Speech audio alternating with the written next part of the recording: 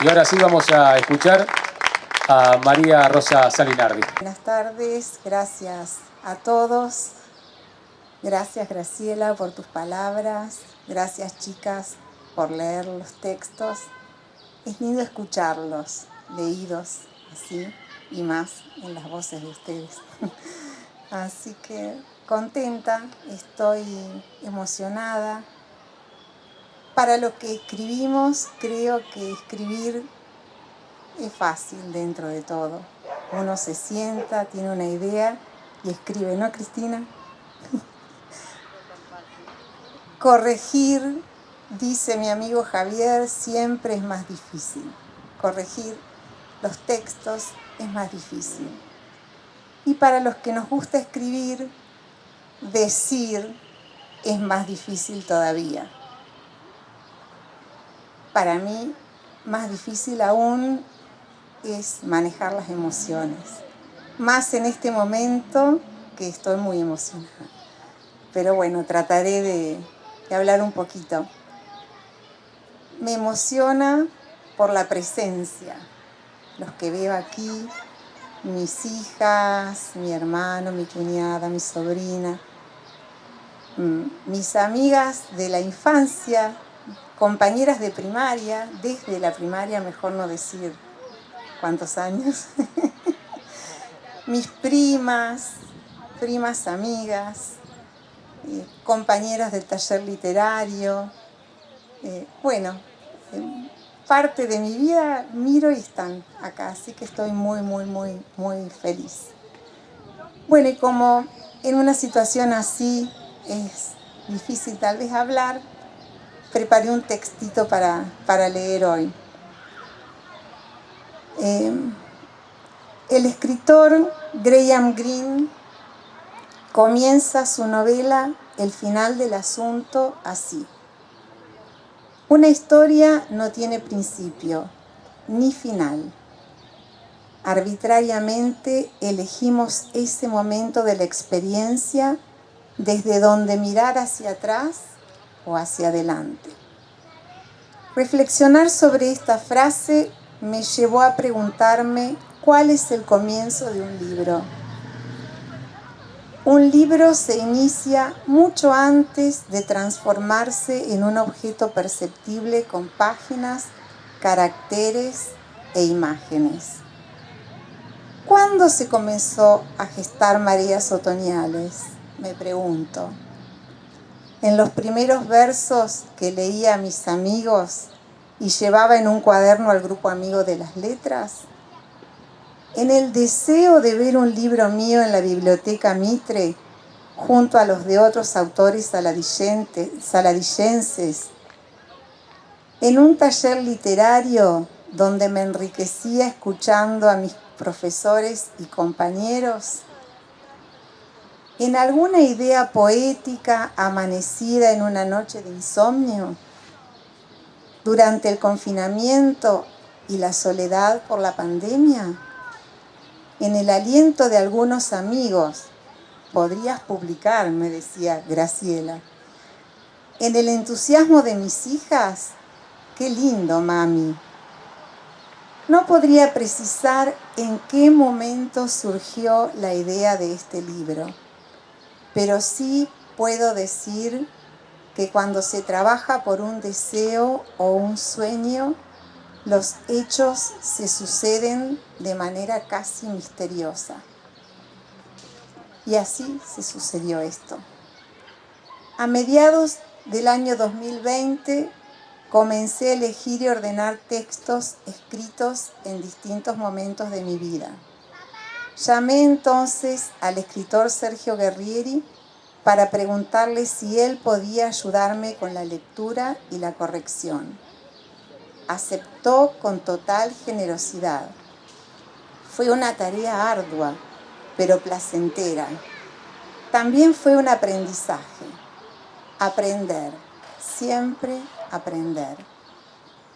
Cuando me enteré de la propuesta del Fondo de Cultura para la Producción Literaria Susana Esterzova, estábamos a mitad de camino con la lectura y la corrección de los textos. decidí presentarme y tuve la fortuna de ser beneficiada con una de las becas. Esto dio un nuevo impulso a mi trabajo. Hablé con los editores Alan y Jessica de Peperina Ediciones y con la profesora Graciela Puricelli, a quien también le pedí ayuda con la lectura y la corrección de los textos. No solo es mejor con otros, siempre es posible con la ayuda de los otros. Por la ayuda recibida, agradezco a la Municipalidad de Saladillo, Intendencia del ingeniero José Luis Salomón, al escritor Sergio Guerrieri, a la profesora Graciela Puricelli, a los editores de Peperina por su paciencia, al doctor Eduardo González por la imagen de tapa y a todos los que me alentaron y apoyaron en la hermosa tarea de la escritura. Ahora bien, he dicho anteriormente que no podría precisar cuándo comenzó a idearse Marías Otoñales. ¿Acaso podemos arriesgarnos a decir cuándo termina un libro? ¿En la última página? ¿En el último lector que interactúa con él? ¿En el recuerdo de un relato o un poema leído? ¿Al descansar finalmente en el estante de una biblioteca?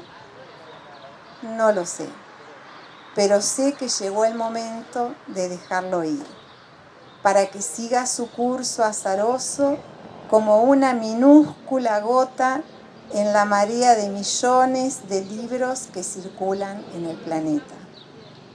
Publicar un libro, un deseo, una tentación, una botella al mar. El mar es un azar.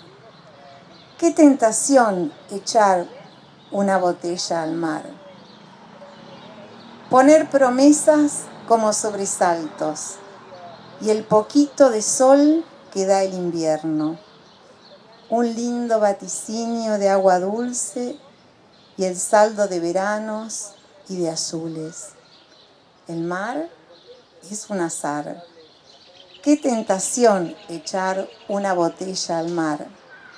Pero en esta botella navegante solo pondré mis versos en desorden, en la espera confiada de que un día llegue a una playa cándida y salobre, y un niño la descubra y la destape, y en lugar de esos versos halle flores, y alertas, y corales, y baladas, y piedritas del mar, y caracoles.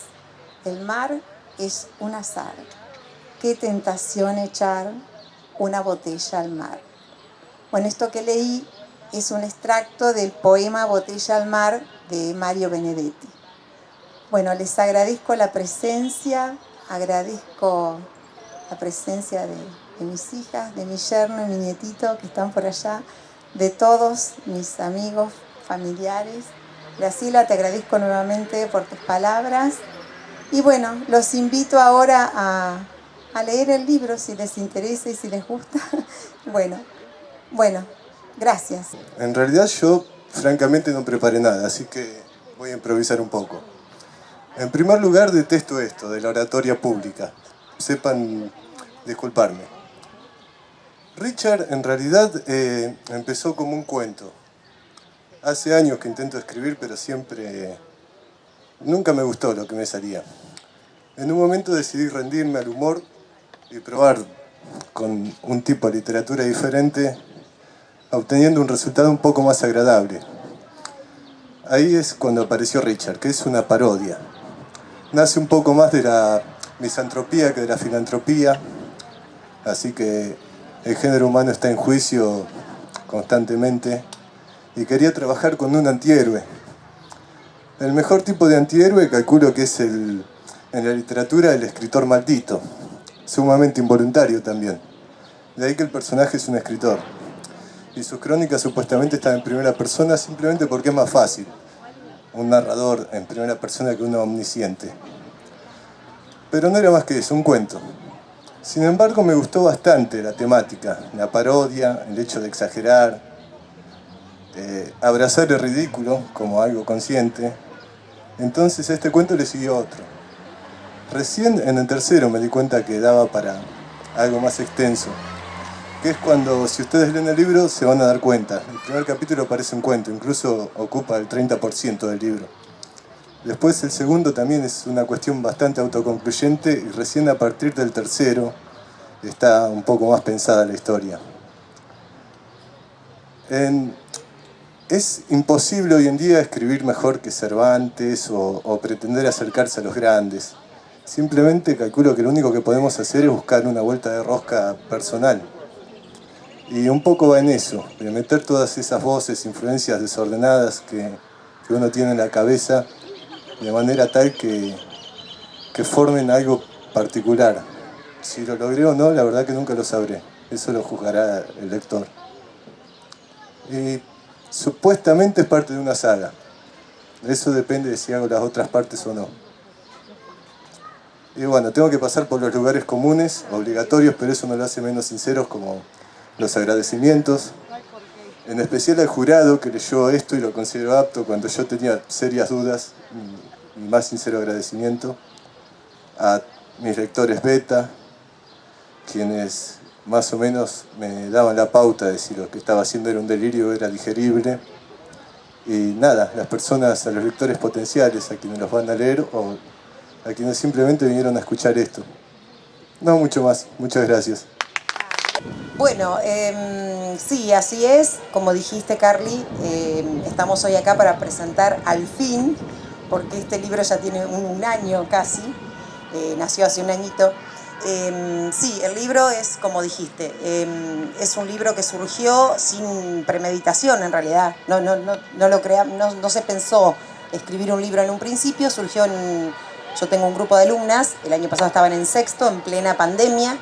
De hecho, destaco que no nos vimos en todo el año con ellas. Yo tenía mis clases los lunes, 1:30 por Zoom, 1 horita, y bueno, desarrollábamos los temas, las clases. Llegó el momento de evaluarlas a mediados de año y digo, bueno, ¿qué hago? Porque fue un año excepcional, las clases se dictaron de manera excepcional, o sea, fue todo muy raro, muy distinto, atípico. Digo, vamos con algo, con alguna propuesta también a la altura, o sea, tenía que ser algo novedoso, algo distinto, y pensando, como dice en el prólogo, en una noche de insomnio desvelada, digo, ¿qué hago para saber si estas chicas realmente aprendieron, si aprendieron estos conceptos, estos contenidos de economía, microeconomía eran en realidad? Y se me ocurrió, digo, les voy a hacer escribir haikus. Para el que no sabe, un haiku es un poema de origen japonés, milenario, y tiene una métrica muy particular. Es un poema que está compuesto en total por 17 sílabas, son 3 versos, 5, 7 y 5 sílabas. Le digo, chicas, ¿ustedes conocen lo que es un haiku? Sí, lo vimos con la profe en ciclo básico, con María Jesús, que me acompaña acá, mi colega y amiga. Sí, dice, sabemos. Bueno, le digo, retomen la idea, vamos a repasar algunos haikus de poetas japoneses. Le digo, vamos a leer algunos haikus de Borges, que incursionó en un tiempo, le gustaban mucho. Les leí algunos que había escrito yo, que desde que conocí lo que era un haiku me enamoré, me encanta, entonces empecé a escribir hace unos años haikus.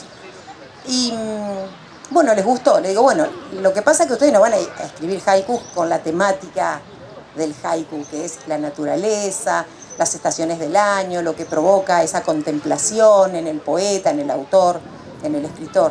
Digo, ustedes van a escribir haikus obviamente de microeconomía, de lo que estuvieron viendo. ¿Pero cómo? Y no sé cómo. Van a pensar, van a releer, van a deconstruir los conceptos, van a adaptarlos a la métrica esa que es muy particular, de las 17 sílabas, no sé, busquen, piensen. Las dividí en grupos, 4 grupos, una unidad cada una. Y digo, bueno, que salga lo que salga, después vamos a hacer la puesta en común, la devolución, yo luego de cada clase retomo con lo que vimos anteriormente, bueno, corregimos y las voy a evaluar con eso, les digo. Bueno, se agruparon, les digo, vamos, en 15 días me van entregando las tareas, si tienen dudas, el próximo Zoom lo vemos, me preguntan. Resulta que a la semana empezaron a caer mails con Words, con 20 haikus, 15, se habían recopado.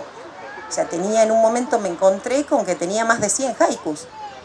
Y los leía y no podía creer lo que habían escrito. O sea, porque maravillosamente habían esbozado un concepto de, qué sé yo, de demanda, o de unidad de producción, o lo que es una empresa, o lo que es la escasez, de manera poética, que se entendiera. Digo, ¿seré yo que lo entiendo, que sé? O en un momento le digo a la profe, a mi amiga, le digo, ¿vos entendés? Y yo te le hago leer esto. Sí, me dice, esto se refiere a... No, digo, entonces se entiende, o sea, y entendieron y lo pudieron escribir. Y bueno, y ahí, bueno, las felicité, corregíamos, y otra noche de desvelo digo, no, esto no va a quedar acá. No va a quedar acá en un Word mío, en una actividad que listo. Esto, le digo, chicas, lo tendríamos que ordenar un poquitito por temática, por unidad, y lo imprimimos, hacemos un librito, dije yo. Pero claro, después empezaron a tirar ideas, ellas, que hoy no pueden estar presentes, bueno, aclaro eso, porque tienen justo un evento grupal, así que son 14, no pueden estar, después las voy a nombrar, así que estoy en representación de ellas. Cuestión que empezaron a decir, ¿y por qué no lo escribimos de atrás para adelante como los mangas japoneses? Y otra, yo les había pedido en la actividad que adjunten imágenes, y después digo, chicas, ¿por qué mejor? No, surgió de ellas, ¿por qué no lo ilustramos nosotras? Entonces hablé con la profe de arte y le digo, Toti, le digo, ¿vos te animás en tus horas? Reformá un poquito tu currícula, tu diseño curricular, tu planificación, y adaptás tus contenidos a hacer esto, sí, como no. La profe de literatura me ayudó en la corrección. Bueno, empezó un trabajo interdisciplinario y bueno, y entonces lo empezaron a ilustrar, y por qué no ponemos un índice, y por qué no... Y me dice, vos, profe, ¿por qué no escribís el prólogo? No, le digo, yo soy profesora de contabilidad. No, pero dale, vos... Bueno, así que ahí recurrí de nuevo a dos amigas que son profesoras de literatura, Laura Sinisi y María Jesús Yoko. Me ayudaron a ver, bueno, y un prólogo es así, así. Bueno, lo escribí. Y quedó un libro hermoso, así que, bueno, retomo lo que dije, empezamos a ver una editorial hasta que me descubro, me recomiendan en Saladillo a estas maravillosas personas súper profesionales, que les comenté la idea en un audio como de 5 minutos a Jessica, y me contestó al toque. Bueno, más que nada por un presupuesto, mira la idea que tenemos, porque era medio raro decir un libro de haikus, pero con la temática de economía. Bueno, me entendió perfectamente. Y ahí empezó un trabajo también interdisciplinario, interinstitucional, de un mes, creo, de trabajo permanente. Comunicación era casi 24/7, de cuántos haikus, de qué letra, qué fuente, qué tamaño, qué te parece la tapa, y bueno, y todo. Yo era como el nexo entre mis alumnas, porque repito, no nos vimos nunca, era todo virtual. Entonces yo les decía, chicas, Jessica me dice que esta imagen no va porque tiene marca de agua, y ellos súper profesionales, tenían un banco de imágenes, yo lo aprendí un montón yo también. Bueno, y empezamos a hacer una preventa para solventar los gastos que había sido de impresión y maquetación, y Jessie me diseñaba un mock-up, que yo, cuando ella me puso, ahí te paso el mock-up, yo googleando qué era un mock-up, porque no había escuchado nunca esa palabra, y bueno, así un montón de cosas que aprendía de ellos. Y después, y el ICBN, ¿y qué es eso? Y es el trámite legal. Ay, sí, le digo, vamos a patentarlo y que quede, y esto tiene que trascender porque es una maravilla. Bueno, y así fue como surgió, y quedó este librito, que el 23-24 de noviembre Jessie me llama y me da el primer ejemplar. Se hicieron las correcciones, y cuando estaba todo bien, se mandó a imprimir y a patentar. Y nosotros queríamos presentarlo, esto que estamos haciendo ahora, habíamos pensado hacerlo el año pasado, pero bueno, no se pudo por la pandemia, no encontrábamos el momento, el lugar, bueno, entonces, nada, se dio que bueno, nada, la primera tirada de 30 se vendió toda. Yo regalé algunas a las compañeras que me habían ayudado, a la gente que colaboró, y para hacer la presentación necesitábamos otra tirada, porque no teníamos más libros. Entonces recurrí a la MUNI, y un día me cité con Pablo y con Flor, y cuando les contamos que conocieron el proyecto, al toque me dijo Flor, que está acá, o sea, le gustó, sí, dice, les damos el apoyo para hacer otra tirada, porque bueno, la primera la había solventado yo, entonces, digamos, personalmente. Así que tenemos otros ejemplares, otros 30 hijitos, que los tuvimos en abril. Y bueno, así que nada, si les gusta, los invito también a que lo conozcan, es bastante novedoso. Así que agradezco, bueno, en primer lugar a mis alumnas, por supuesto que ellas son las autoras, las coautoras, a sus familias, porque en realidad estaban trabajando en sus casas, en sus hogares, a los chicos de Peperina, obviamente, súper profesionales, al pie todo el tiempo, a la municipalidad, por supuesto, a Vicky Martínez, la directora, que me deja hacer siempre lo que yo quiero, siempre me dice que sí a todas las propuestas. Bueno, también les cuento que participamos en la Feria de Ciencias y pasamos a la instancia distrital y regional, y ahora veremos si se hace una provincial seguramente, porque fue un proyecto destacado. También fueron las chicas destacadas por la municipalidad y tuvieron ¡ay, qué tormenta! Como un premio económico, una ayuda. Así que bueno, agradezco a mi familia que me aguanta con todas las idas y venidas también y con todas estas cosas. ¿Quién más? Bueno, mis compañeras obviamente, que son las que me ayudaron, Elina, Toti, María Jesús, Laura Sinisi, que es la otra profe de lengua. Bueno, y a todas. En realidad un agradecimiento hermoso porque, como digo, no estaba pensado, pero surgió esto que es hermoso, es chiquitito, pero nada, es lindo. Y la verdad que la conclusión es, si hay que sacar una conclusión, lo que digo es que a pesar de las circunstancias, de la pandemia, del distanciamiento, de las adversidades, cuando uno, esto ya lo digo por ahí como docente, ahí me pongo cuando uno tiene ganas y pone amor por lo que hace y qué sé yo, y pasión sobre todo, se logran un montón de cosas que están buenas. Y la idea del libro era que nada, que se conozca, que trascienda, que se pueden hacer cosas a pesar de todo, porque la verdad que fue bastante atípico el año pasado y sin embargo, bueno, tenemos un producto que se puede palpar, que nada, se puede aprovechar como una herramienta literaria porque son poemas, pero también como una herramienta pedagógica porque las profes de economía lo pueden utilizar para sus clases. Así que bueno, es como un círculo, nada, como cerrado, como un... Así que nada, muchas gracias. Muy bien, no sé si los chicos de Peperina quieren decir algo. Bueno, buenas tardes. Muchas gracias. Gracias, Sole, por confiar en nosotros. Fue muy novedosa la propuesta cuando Sole nos comentaba la idea y todo. O sea, nos emocionamos también con ella, porque también la emoción de ella que transmite, porque nos transmitía toda su energía y su emoción. Fue muy lindo trabajar con ella, si bien ella fue intermediaria con sus alumnas, pero también hermoso el trabajo que hicieron. La verdad que también, de que venga de un colegio, de ella como profesora, solventar todo este proyecto en un principio, que bueno, después desde Cultura, desde la MUNI también lo solventaron, pero también fue muy emocionante y muy lindo para nosotros, que si bien surgimos como una pequeña editorial, bueno, hoy los 3 libros que se presentaron también pasaron por nuestra editorial, así que nos emociona mucho y gracias también a Flor, que también confía también en nosotros, y gracias, Sole. Felicitaciones.